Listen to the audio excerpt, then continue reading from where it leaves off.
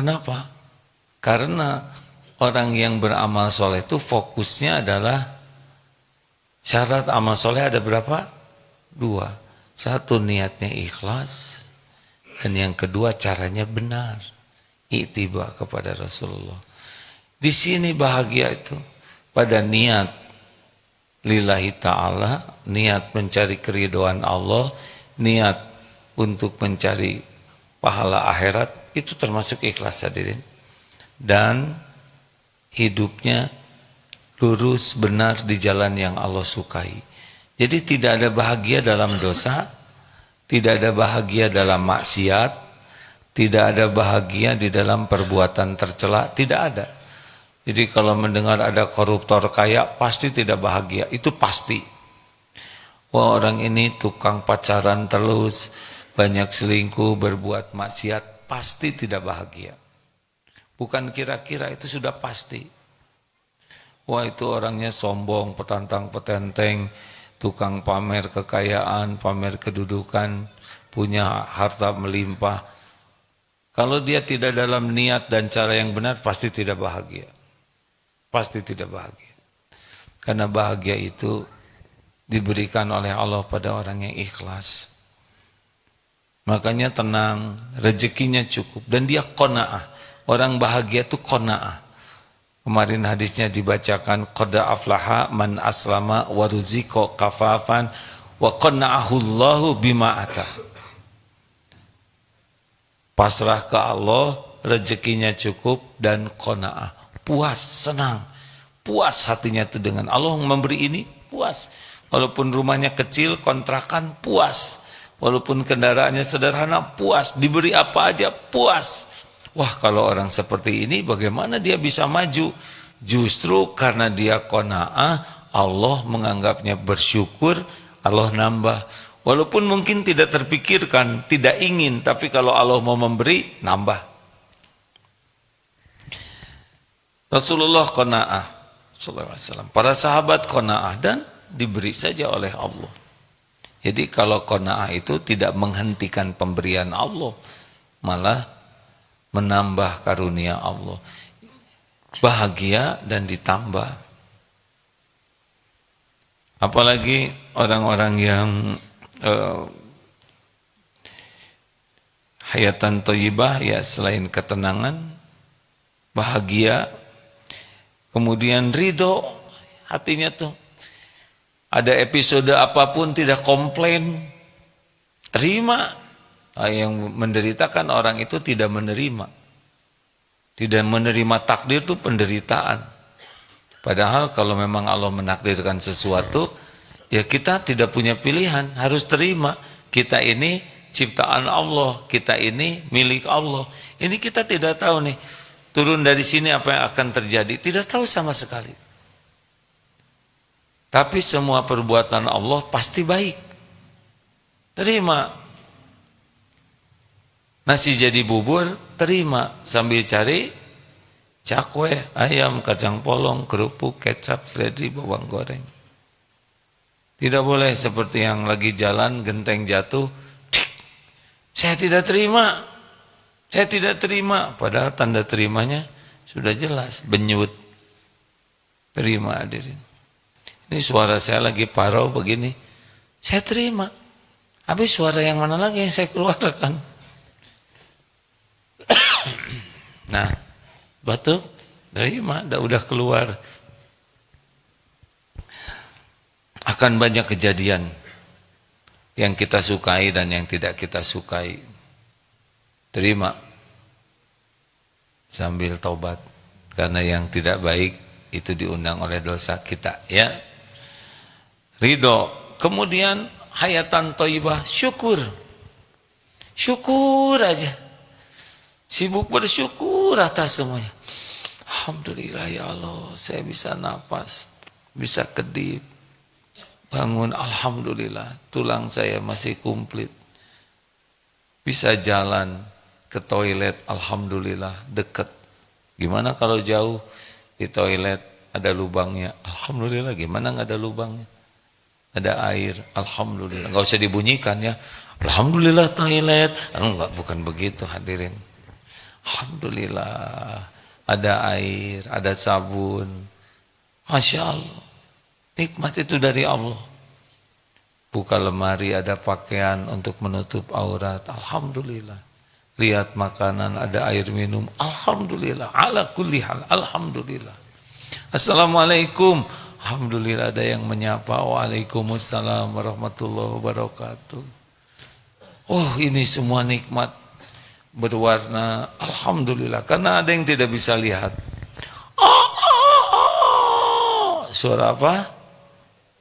Suara aagim ya. Menyerupai ayam serak ya.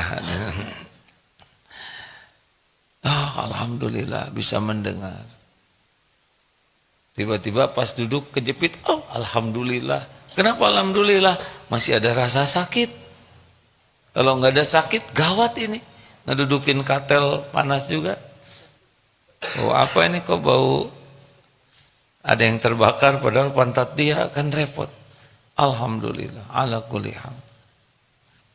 Yang orang yang hayatan thayyibah, alhamdulillah. Dalam segala keadaan. Dan kalau orang tenggelam dalam rasa syukur, udah nggak ada penderitaan itu. Karena dibalik semua yang dianggap menderita juga banyak nikmat. Banyak nikmat. Coba sakit gigi, syukur atau sabar? Ini ada mengerti bahasa Indonesia? Do you understand? Or I stand under you? Oh, pusing. Karena ini program apa nih? Budi apa programnya? PMK. Kok seragamnya sama dengan yang TK yang itu warna syalnya? Dek, yang ini program apa? Yang dari mana aja? Dari luar negeri itu ya? Dari mana, Dek? Jangan-jangan gak ngerti lagi saya tanya. Dek, dari mana? Yang mana? Yang mana aja, Dek? Yang pakai syal. Dari Qatar. Ada lagi dari mana lagi? Abu Dhabi. Mana pembinanya ada? Ini dia. Dari mana aja deh ini grup ini? Ada berapa puluh?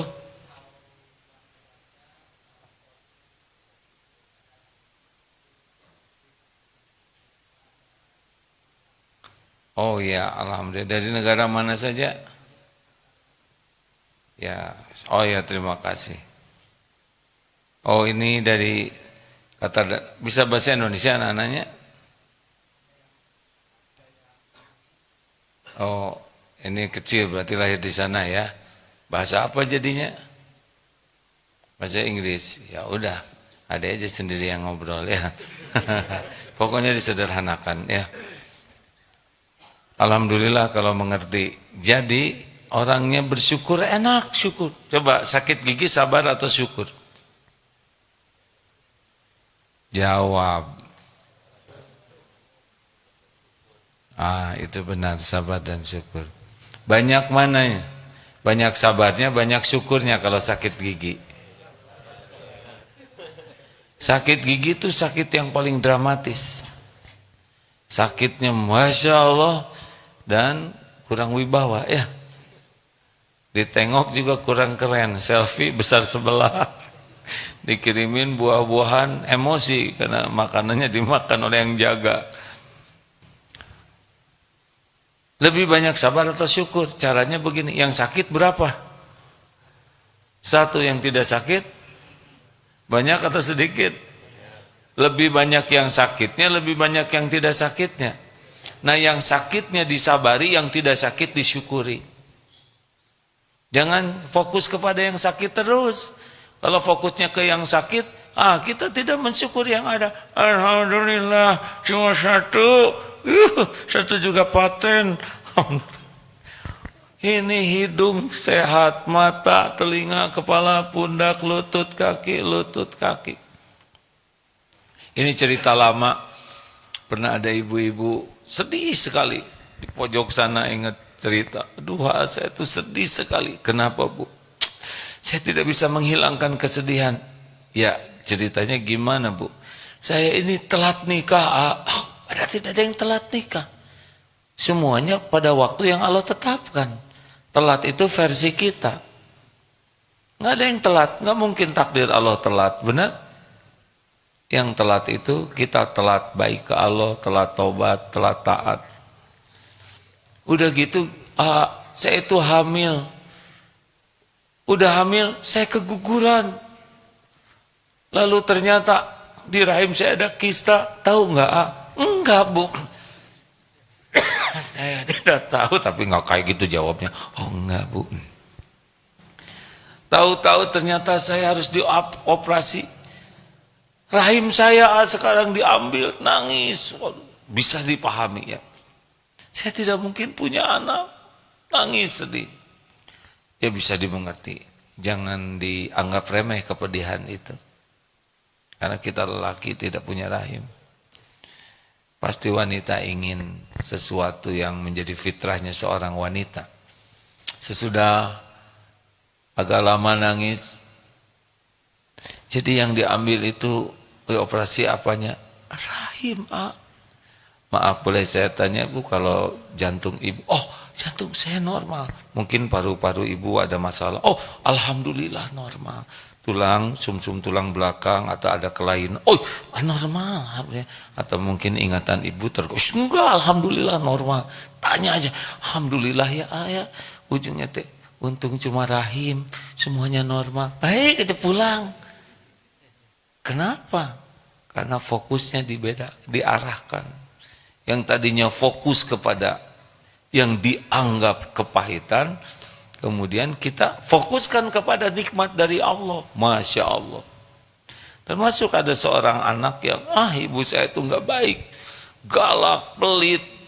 Terus kata seorang pembimbingnya, tulis kejelekan ibumu kepadamu.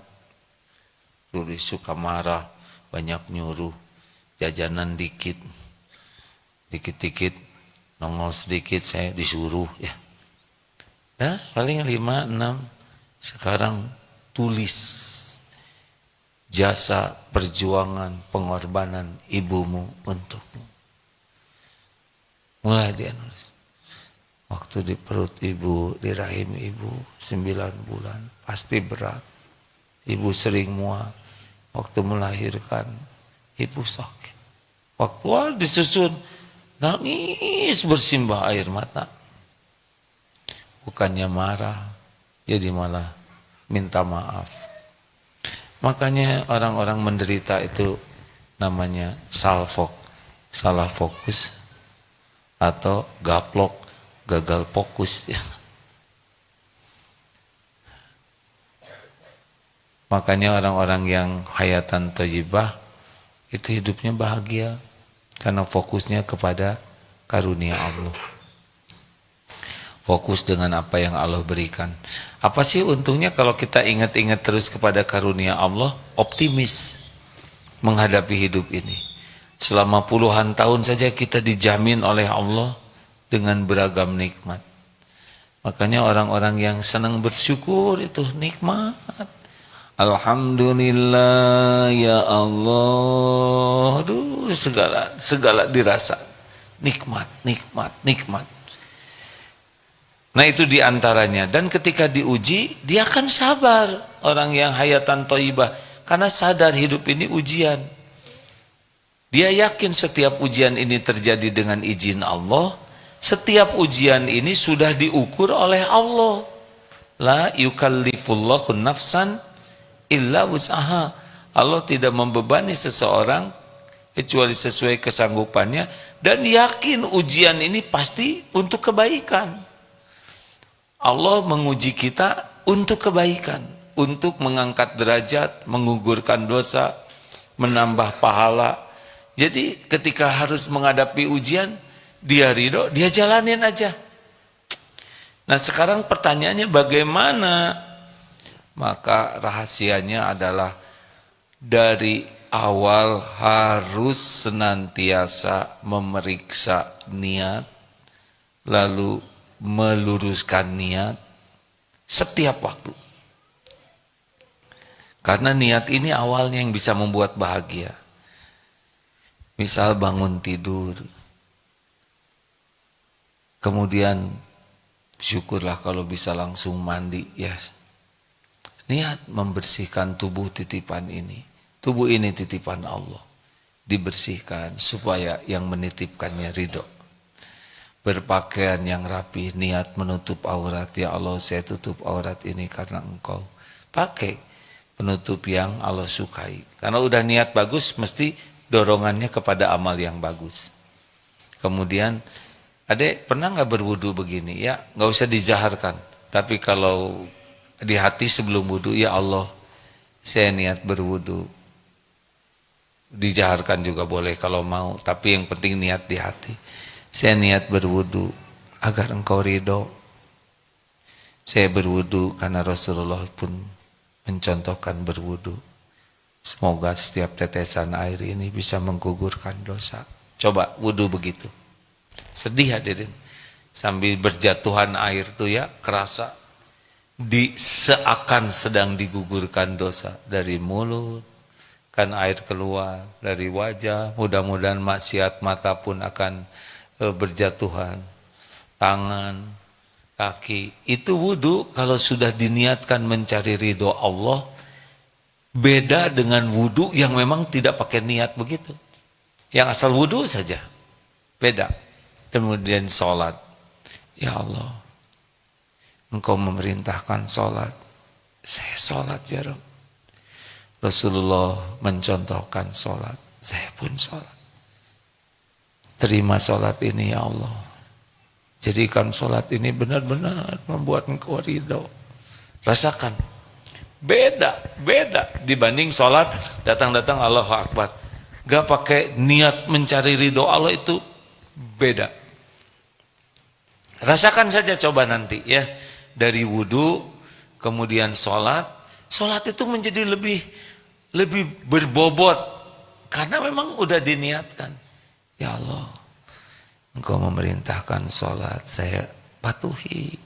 Saya sholat agar Engkau ridho, terima sholat ini. Hadirin dengar ya, kita sering sholat datang Allahu Akbar, begitu saja, nggak ada bobotnya. Seakan-akan ini rutinitas, seakan-akan ini kewajiban. Padahal kalau niatnya sudah bagus, Allah akan menolong sholat kita lebih bagus. Padahal kalau sholat kita bagus, urusan kita dibuat bagus. Keluar dari rumah atau makan dulu ya. Bismillahirrahmanirrahim. Banyak yang makan. Adik-adik, kenapa kita makan? Karena santri plat biru, kenapa makan? Karena kebutuhan. Karena apa dek? Lapar. Tanya ke kucing, kenapa dia makan? Lapar tahu. Kita makan benar lapar. Secara fisik kita lapar, tapi kita makan itu ibadah. Ya Allah, saya niat makan agar tubuh ini kuat, supaya bisa mengabdi kepadamu. Kira-kira bekal makan yang haram tidak? Tidak. Saya niat makan agar tubuh ini bisa kuat mengabdi padamu. Sama mau tidur juga. Ya Allah, saya niat tidur, semoga tubuh ini diistirahatkan agar besok saya bisa lebih kuat mengabdi padamu.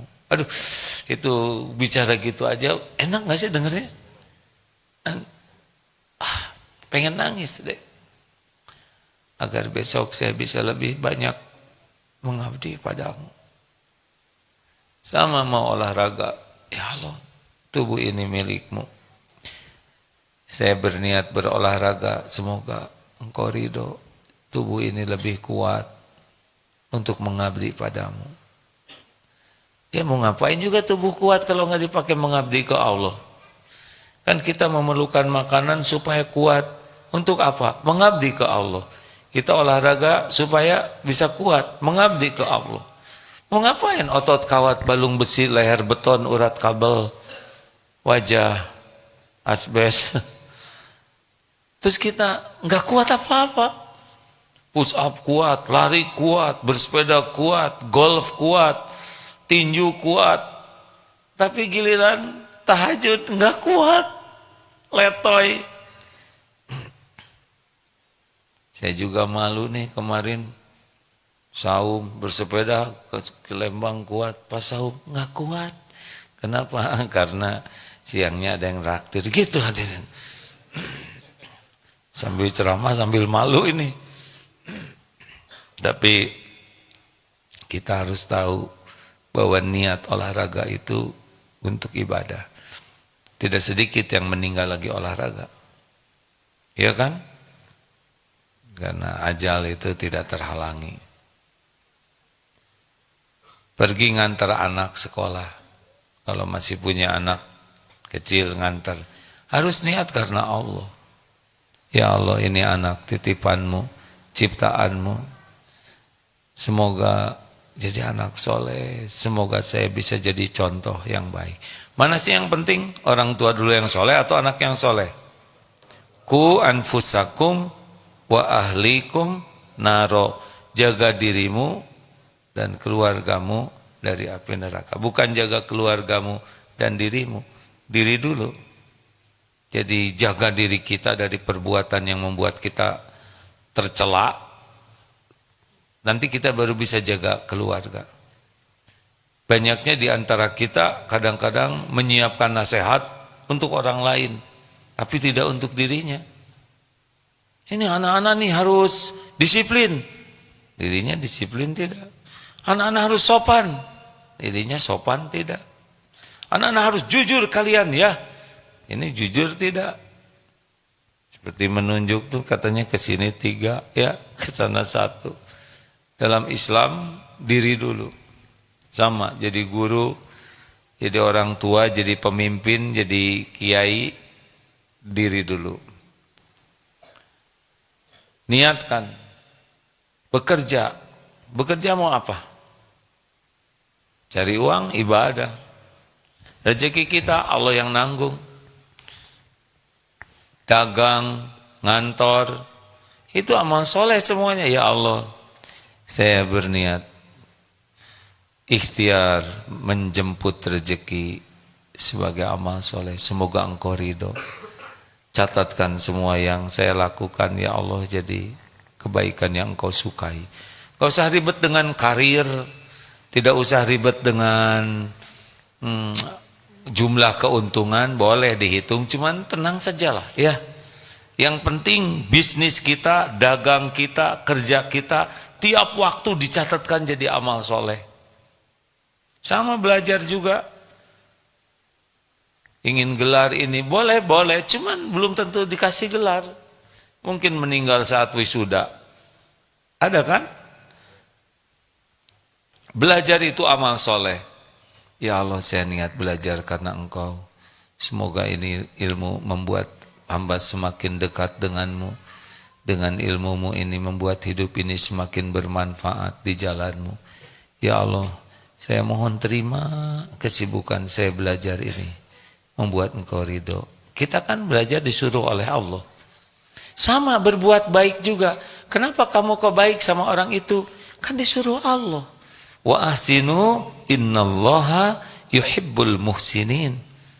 Al-Baqarah 195. Dan berbuat baiklah kalian. Jadi bekerja profesional itu bukan untuk keuntungan bisnis. Bekerja yang terbaik, melakukan yang terbaik, itu adalah ibadah bagi kita. Enak hadirin, enak. Kalau pedagang melayani tamu, klien, pembeli, ya lakukan aja yang terbaik. Gak pakai bohong, gak pakai mengada-ada, gak pakai ditambah-tambah. Bicara aja yang terbaik, sikap terbaik. Nanti yang menentukan orang itu jadi beli atau tidak adalah Allah. Tapi bagi kita mau beli mau tidak beli ya sama saja. Dua-duanya adalah ladang amal, nggak ada sakit hati. Sama bicara ke istri, bicara ke suami, kalau sudah berkeluarga, niatkan karena Allah. Karena belum tentu yang kita sampaikan ini diterima, benar? Tapi yang paling penting kita udah bicara benar, dengan niat benar, dengan cara yang benar. Toh tidak diterima, Allah nerima kata-kata kita. Kenapa saya bicara benar, niat benar belum diterima? Ya ujian aja buat kita. Nanti ada waktunya Allah memberikan pemahaman. Tidak mesti sekali kita memberikan argue gitu ya, argumen kemudian diterima, belum tentu. Gimana kalau kita disangka, dituduh, padahal kita tidak? Ya tenang saja, Allah tahu kita tidak sesuai dengan tuduhan itu. Ini memang ujian. Sabar, jelaskan baik-baik, tidak usah emosi. Karena yang bisa membulak-balik hati juga Allah. Jadi enak, nggak panikan kalau memang mengandalkan Allah. Karena tidak selamanya hidup ini akan selalu sesuai dengan keinginan. Kita mungkin udah berbuat baik, tidak dihargai. Bahkan ada yang berbuat baik, kemudian kebalikannya. Ini baru lihat sebuah tayangan, karena sedang nyari tayangan-tayangan hewan. Ada seorang melemparkan botol ke monyet, simpanse, botol minuman air. Ujiannya simpanse ini bukan simpanse lah, monyet. Saya kurang tahu ya, pokoknya sejenis itulah ya, monyet. Dia kelihatan gak suka, pukul-pukul gitu si botolnya tuh. Kemudian dibalas, dilemparkan lagi, lempar kembali, karena kan ngasih minumnya di video, mungkin untuk tayangan. Ternyata dilemparkan, balik pas ke kameranya, peletak kena di sini. Ini izin Allah ya. Ya tinggal evaluasi kalau kita beriman, kenapa kita ngasih ke monyet kemudian balik lagi ke sini. Dasar monyet, nggak perlu ngomong gitu ya, karena memang itu monyet. Mungkin kita kurang ikhlas pemberiannya ya, hanya untuk tayangan. Monyet nggak tahu apa-apa, lempar begitu, qadarullah balik ke sini, di sininya luka, HP-nya pecah. Nah, kalau ini nauzubillah terjadi pada kita kurang lebih seperti ini, jangan nyalahkan siapapun. Apa yang salah pada diri saya? Lebih baik begitu saja. Karena kita ini korban keburukan kita sendiri, ya. Baik, kurang lebih itu ada yang akan kita diskusikan. Masih ada 10 menit.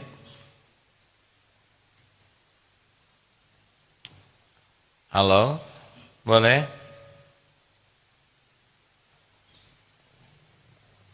Ya, Dek, silahkan.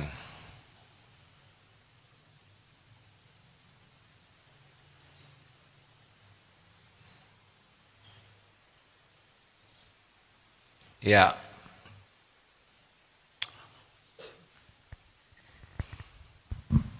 Baik. Mungkin ketika sudah waktunya tanya jawab, mikrofon sudah dekat ya. Ya, Dek. Ya, terima kasih banyak, A. Assalamualaikum warahmatullahi wabarakatuh. Waalaikumsalam warahmatullahi wabarakatuh. Saya Santi dari program Dora Kolbia. Punten, kalau bagaimana cara kita mengendalikan amarah dalam hati gitu, misalkan kita diberikan kemampuan untuk tidak keluar di lisan, tapi di hati itu gerutu aja. Nah, gimana sih cara mengendalikan hal tersebut? Terima kasih banyak. Jadi hatinya menggerutu, iya, mulut bungkem. Terus apa untungnya hati menggerutu? Refleks gitu, Refleks. Terus mau diapakan? Biar nggak menggerutu di dalam hati. Biasanya berapa lama menggerutunya? Maunya cepat berhenti atau mau awet? Awet. Maksudnya awet nggak menggerutu. Awet nggak. Biar refleksnya tuh nggak yang kesana gitu, tapi refleksnya lebih ya. Oke, langsung spontan kita terima. Oh ya, itu harus latihan deh. Ya, kalau sekali ceramah langsung soleh semua tuh gimana nasib saya ya. Terima kasih banyak, Kak. Belum. Ya. Atas pertanyaannya, Mas. Oh ya, baik, maaf ya. Jadi lintasan hati itu ada terus, jengkel, kecewa, sakit hati, gemes, sama. Kalau nggak ada itu, nggak ada poinnya. Poin kita kan bagaimana kita mengendalikan hati kita. Caranya gimana? Kalau kita marah, tapi diam itu udah benar. Jadi SOP ketika kita jengkel, kecewa, marah, kesel adalah diam. Itu udah benar. Pokoknya jangan bicara, karena bicara tuh seperti bola salju, makin besar, makin ngaco perkataan kita. Apa sih kayak gini? Terus suaminya diam aja. Kenapa diam aja? Saya kan tiap tuh ngejawab lagi. Jadi serba salah. Makanya udah diam tuh paling bagus. Kemudian zikirnya apa? Apa zikirnya kira-kira? Astagfirullah.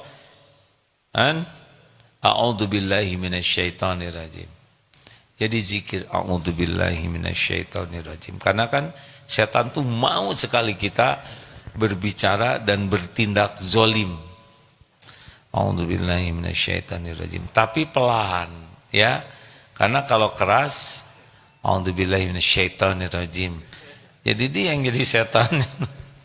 A'udzubillahi minasyaitonirrajim. Ya, ini jarang orang zikir ini kalau lagi jengkel. Padahal inilah yang akan meredakan. A'udzubillahi minasyaitonirrajim. Ya Allah, saya berlindung kepadamu dari tipu daya setan. Jarang orang mau melakukannya. Kenapa? Karena setan mati-matian membuat kita lupa, tidak ingat kepada doa itu. Karena kalau doa itu kita bacakan, Allah melindungi kita dan setan gak berdaya. Setan itu dikuasai oleh Allah sepenuhnya. Kalau Allah melindungi kita, bungkem dia. A'udzubillahi minasyaitonirrajim. Yang ikhlas, kita sadar bahwa kita ingin reda dari gejolak ini. A'udzubillahi minasyaitonirrajim. Kemudian pindah posisi, itu bagian juga dari ikhtiar. Kalau berdiri, duduk. Kalau duduk masih jengkel berbaring, tentu proporsional ya. Jangan di mana aja. Mbak lagi apa?